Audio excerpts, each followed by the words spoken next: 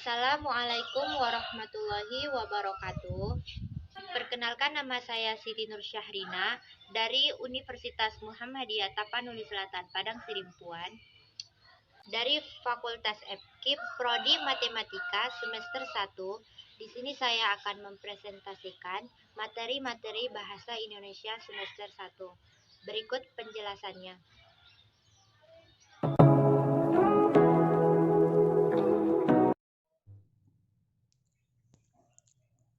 Materi yang akan kita bahas pertama yaitu ragam bahasa.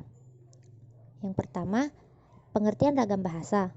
Ragam bahasa adalah variasi bahasa menurut pemakaian yang berbeda-beda, menurut topik yang dibicarakan, menurut hubungan pembicara, kawan bicara, orang yang dibicarakan, serta menurut medium pembicara.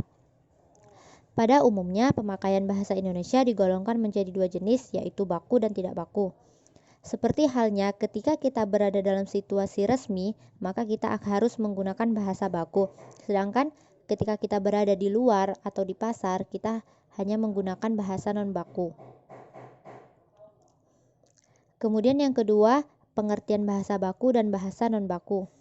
Pengertian kata baku adalah kata yang digunakan dan telah sesuai dengan kaidah atau pedoman bahasa yang sudah ditentukan. Kemudian pengertian kata tidak baku merupakan kata yang digunakan tidak sesuai dengan kaidah atau pedoman bahasa yang telah ditentukan. Ditinjau dari media atau sarana yang digunakan untuk menghasilkan bahasa, ragam bahasa terdiri dari dua jenis.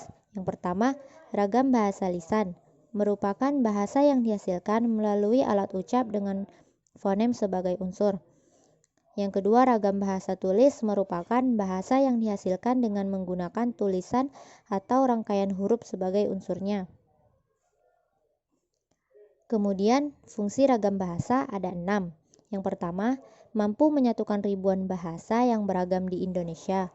Yang kedua, speaker Indonesia mampu. Yang ketiga, simbol kebanggaan nasional. Yang keempat, simbol identitas nasional. Yang kelima, menyatukan berbagai kelompok etnis. Yang keenam, pemersatu alat perhubungan antar budaya dan antar regional. Materi yang kedua yaitu karya ilmiah. Pengertian karya ilmiah.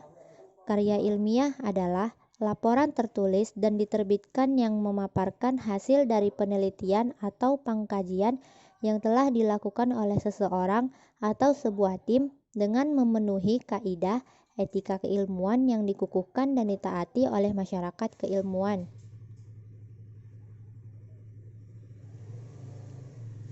Jenis-jenis karya ilmiah ada 7. Yang pertama, makalah. Yang kedua, skripsi. Yang ketiga, kertas kerja. Yang keempat, tesis. Yang kelima, paper. Yang keenam, artikel. Yang ketujuh, disertasi.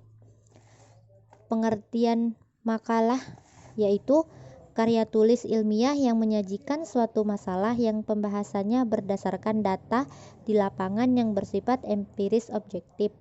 Makalah menggunakan bahasa yang lugas dan tegas. Kemudian pengertian skripsi. Skripsi adalah tulisan ilmiah untuk mendapatkan gelar akademik sarjana sastra atau S1. Skripsi mengemukakan pendapat penulis berdasarkan pendapat orang lain.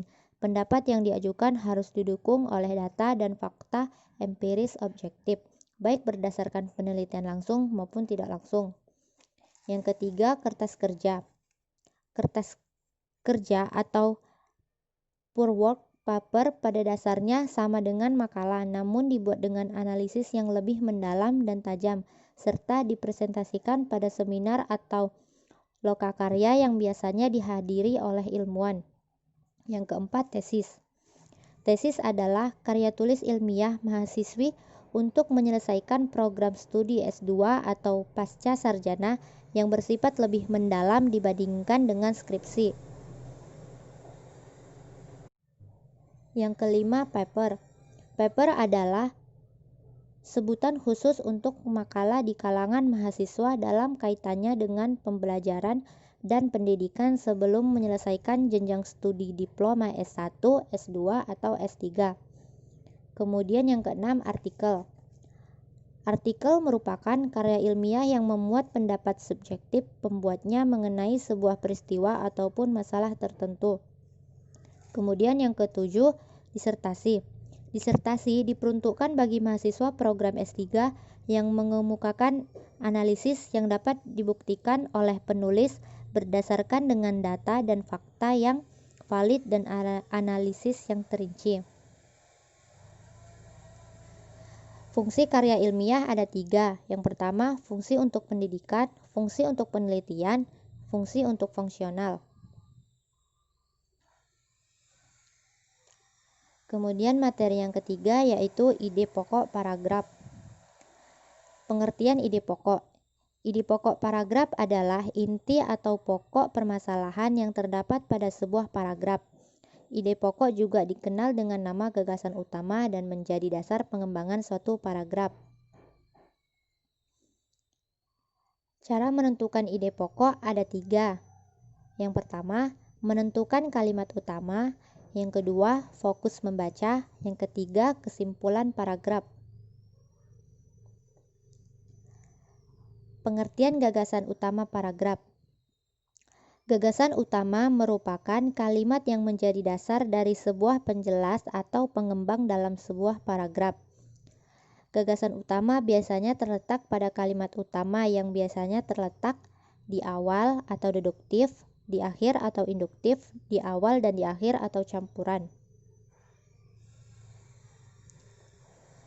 Ciri-ciri gagasan utama ada 6, yaitu yang pertama, dalam sebuah gagasan utama terdapat topik permasalahan. Yang kedua, gagasan utama dapat menjadi penjelas atau dapat dijabarkan. Yang ketiga, gagasan utama dapat berdiri sendiri karena merupakan kalimat lengkap. Yang keempat, gagasan utama memiliki arti atau makna yang jelas. Yang kelima, gagasan utama biasanya juga merupakan sebuah kesimpulan paragraf.